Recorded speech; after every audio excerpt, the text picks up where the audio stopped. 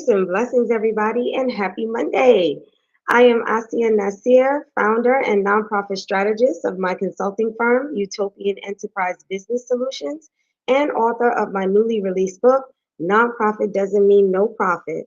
Welcome to another episode of talking about anything that is important to nonprofit in the nonprofit world, and you as a founder looking to work on your nonprofit to make it the most impactful organization in your community, and for aspiring nonprofits that are considering, delving into this sector and not quite sure about what to do.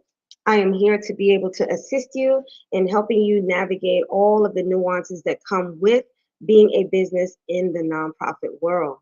So today's theme is something that I think is extremely important for any business, actually, but it's very important to nonprofits as well. And what I want everyone to take away this morning is that when you're running a nonprofit, you have to have the mindset, as I mentioned in the first chapter of my book, is that it is a business. You have to have, the mindset that your nonprofit is not a charity case. It is a business that is facilitating and championing a charitable cause. And so you have to run it as such, and you have to have structure, and you have to have it organized. And so what today's topic is on something that we hear all the time. It almost sounds cliche, but it really is true. And that's how to stay ready so you don't got to get ready.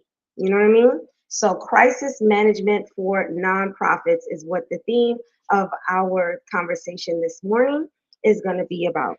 And so, what I want to do first is talk about what are some moments that could be identified as a crisis moment for a business or for a nonprofit in particular. So, there are several things that could quantify as a crisis moment for your organization.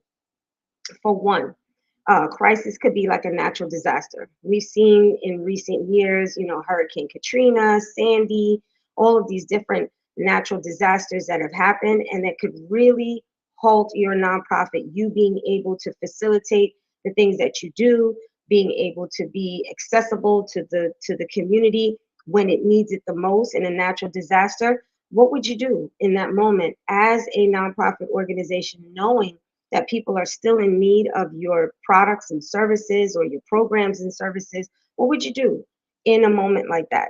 Another one could be a financial crisis. For example, when we talk about financial crisis, it's not your day to day. We're talking about nonprofits, always looking to get funding.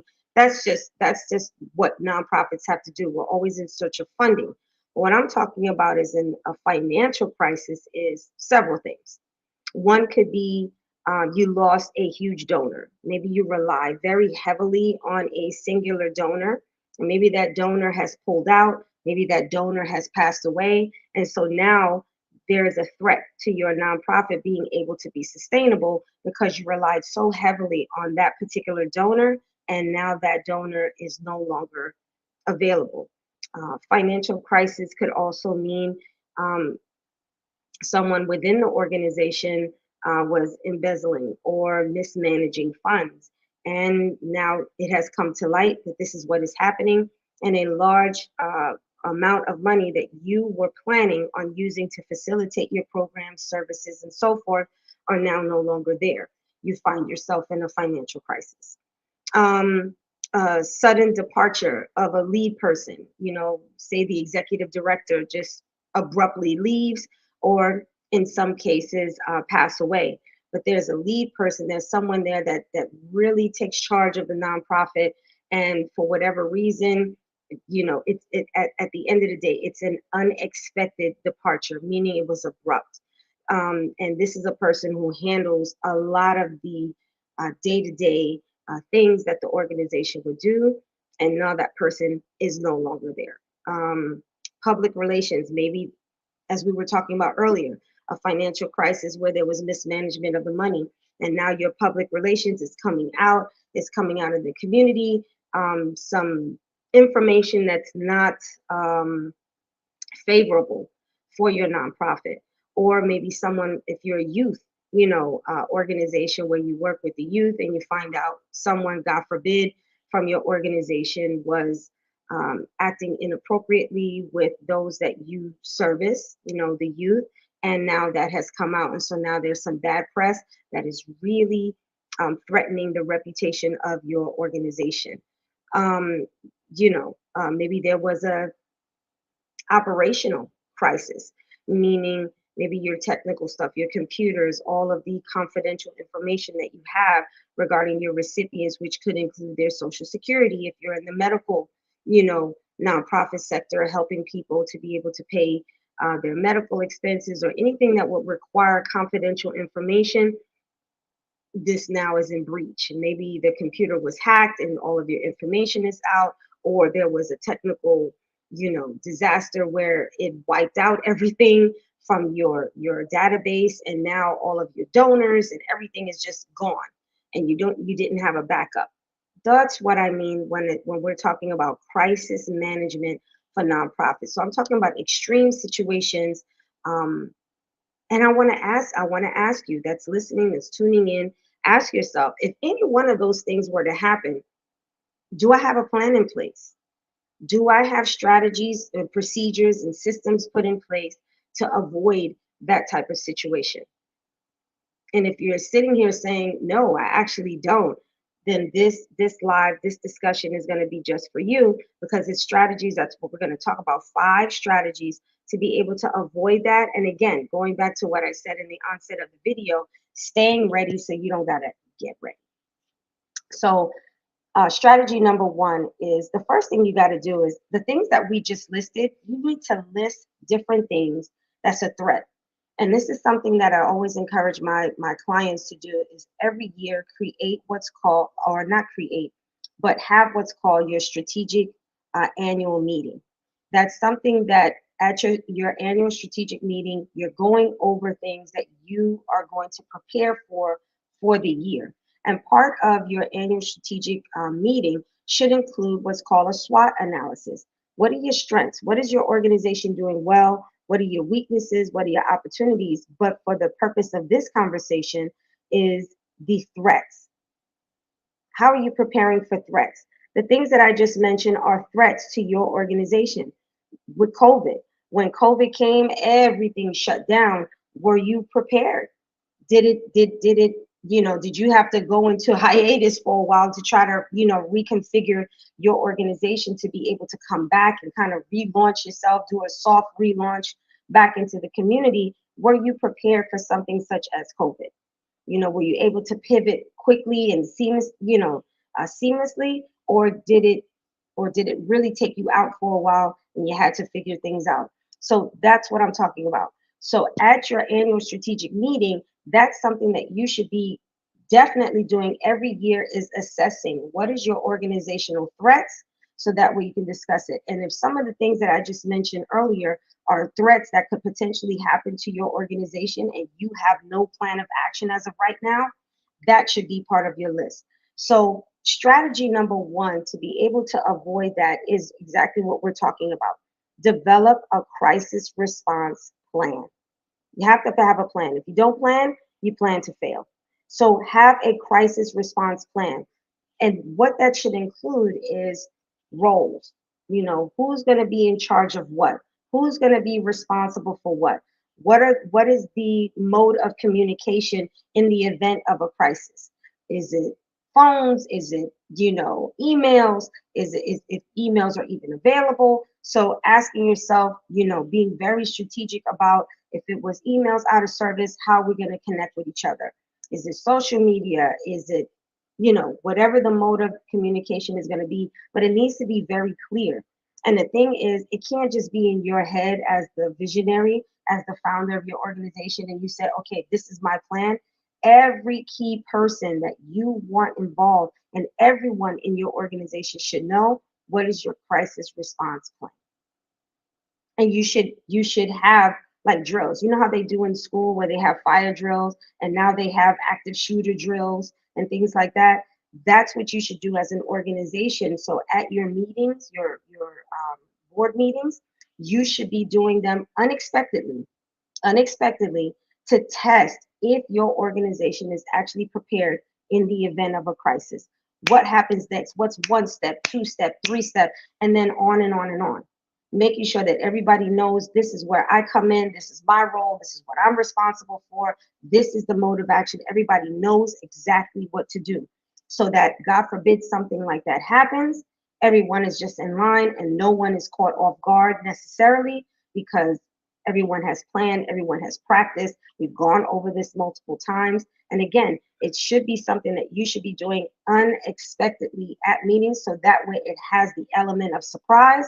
And can everyone respond the way they're supposed to if it was in real time? So you should develop a crisis response plan, go over it at your annual strategic meeting, see if you need to tweak it, adjust it every single year to make sure that it is in place, and then you make sure everyone in your organization is aware of it and practice it. Number two is having effective communication. Again, as I mentioned before, if you're the only one that knows your plan, that's not going to work. That's not going to work. You have to make sure that everybody in your organization is well versed about who needs to do what. And as we know in board membership, there's terms for board membership. So while you may have created a strategic plan, a crisis response plan, now that board member is gone. Whoever's stepping into that person's place, have you effectively communicated to the new person taking their role and to the new board members that are coming in? Have you effectively communicated to them in their orientation when they came into the organization, part of your interview process?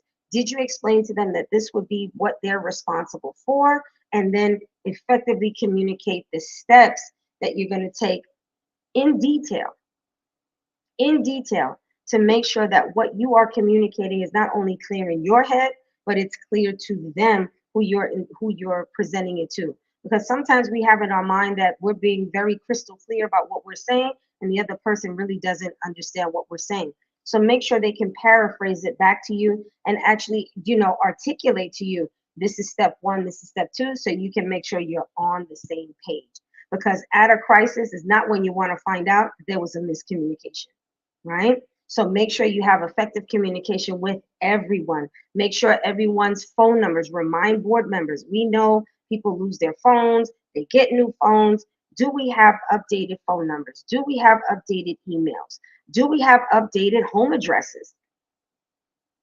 Because some people may move, some people may change things, and you have old information. You cannot effectively communicate with old data for the key people in your organization. So make sure you're reminding everyone to keep the organization abreast of new phone numbers, addresses, and email addresses. So in the event of a crisis, you can effectively communicate to everyone, hey, let's rock and roll, right? So strategy number three is, and this goes specifically to the financial crisis. This one is particular to the financial crisis, that you're relying very heavily on one particular donor. And that's great that you have a donor that's consistently giving you money. You've been able to sustain your programs.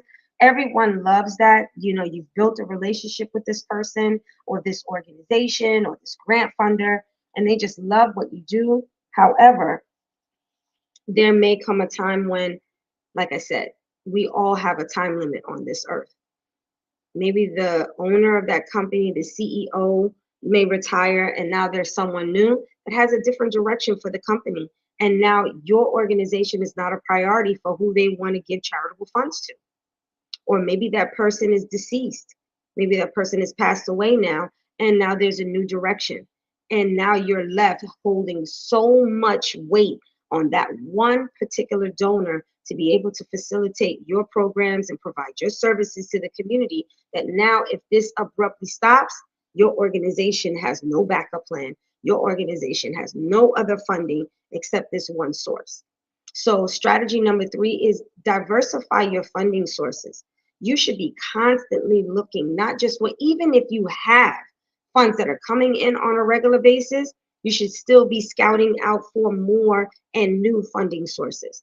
And those funding sources can be additional grant funders, that could be corporate sponsors, that could be individual donors, which is your best opportunity to be able to fund your services, is building relationships with other individuals who can assist you getting corporate sponsorships, building relationships with corporations, collaborating with, and partnering with other companies so that way they can continue to support you as well. So that if, God forbid, somebody was to pass away or your singular donor was to no longer decide to give money for whatever reason, you're not left now just like, well, what do we do?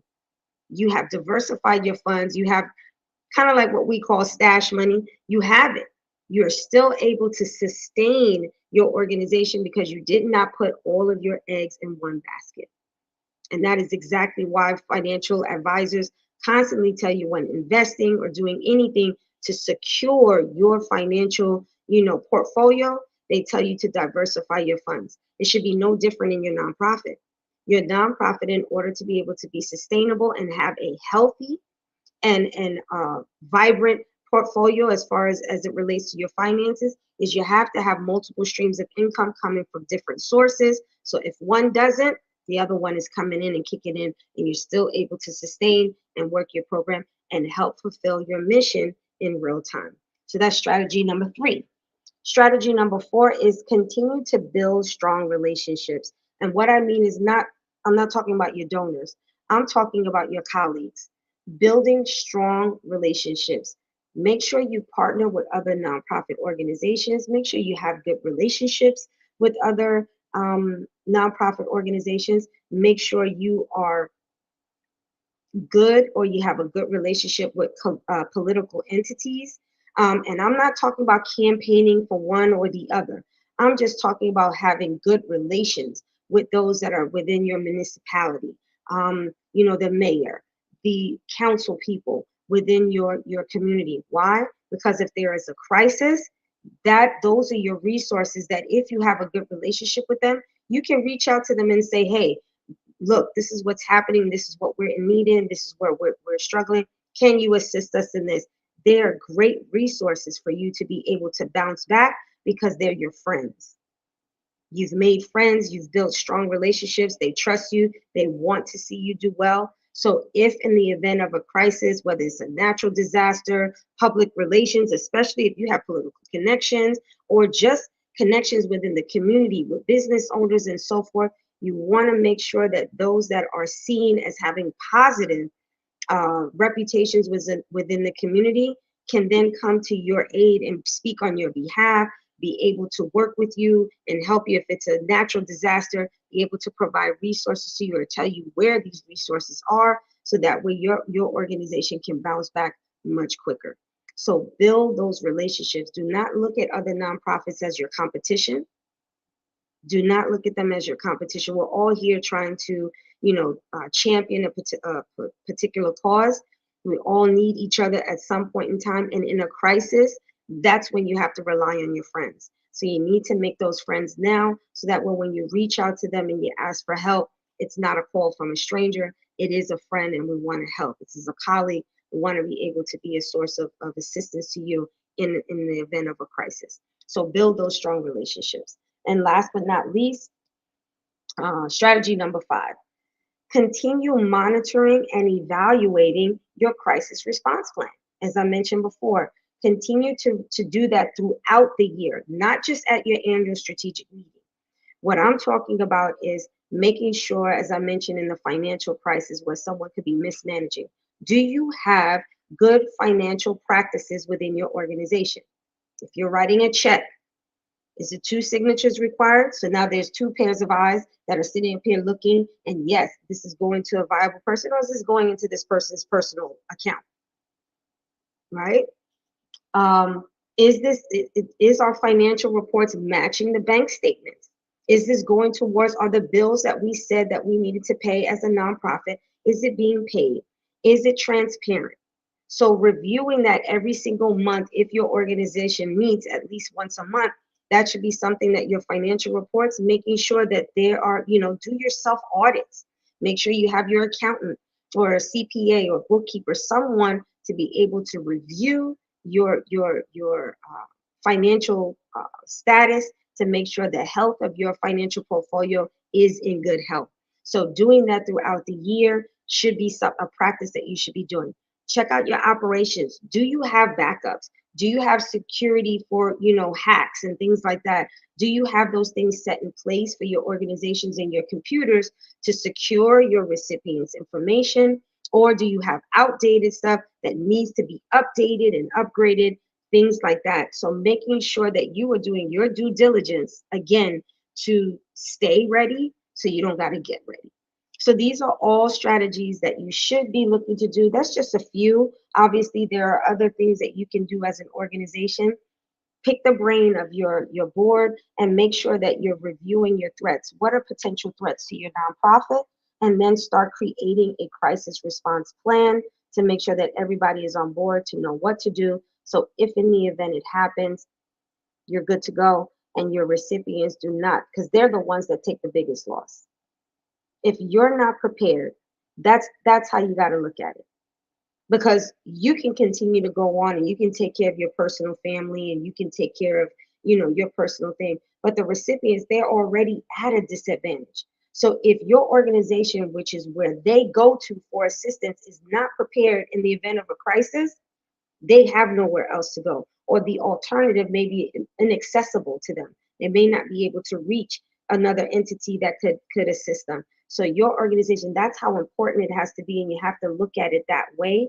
And so that way you can make sure that you are doing your due diligence to make sure that your nonprofit is crisis response ready. That's what you want your organization to be. So that's what I wanted to share with you today. Make sure you take this information. If you're listening to it, share it. Share it with your board, share it with your volunteers, share it with anyone who participates within your organization to be able to make those decisions to move your organization forward, to be able to be crisis response ready. Make sure you share this and then discuss it and create possibly a special meeting just to discuss a crisis response plan and create one and develop one for your organization. So if you would like assistance, further assistance, whether it's one-on-one coaching or you would like me to come and, work with your team to get you up and running, or if you are just getting started and you're just not quite sure what's step one, step two, and how do I move this nonprofit forward? How do I make this happen? Contact me. As I mentioned before, I'm a certified nonprofit strategist. I am also a certified grant writer and fundraising specialist. And I have been running my consulting firm now for over 6 years, and I've had great success with my customers. So you can reach out to me by contacting me on my website at Utopian Enterprise Biz, that's biz.com, and click on the initial consultation so that when we can get started, I can assess where you are, whether you're just getting started or existing and wanting to take your organization to the next level, so that I can assist you in fulfilling your mission in real time. If this is the first time that you are actually seeing one of my videos and you're enjoying the content, click the subscribe button if you're on YouTube and hit the notification bell so that way you'll be notified each and every time we have new nonprofit content coming to you. And if you're on our Facebook page under Utopian Enterprise Business Solutions, follow and share. Share this information with other colleagues that you think could benefit from our programs and our lives and our master classes, so that way your organization can thrive and do what it wants to do and really be able to have the impact in the community that you're looking to serve. So that's all I have for you today. Stay tuned next week. I have another live that's going to be coming to you on some relevant information that can really change the game for your organization. Have a great week. Have a productive week, and make sure you're making an impact, whether it's just one person or for your organization. But make sure you're making a positive impact in your community. See you soon.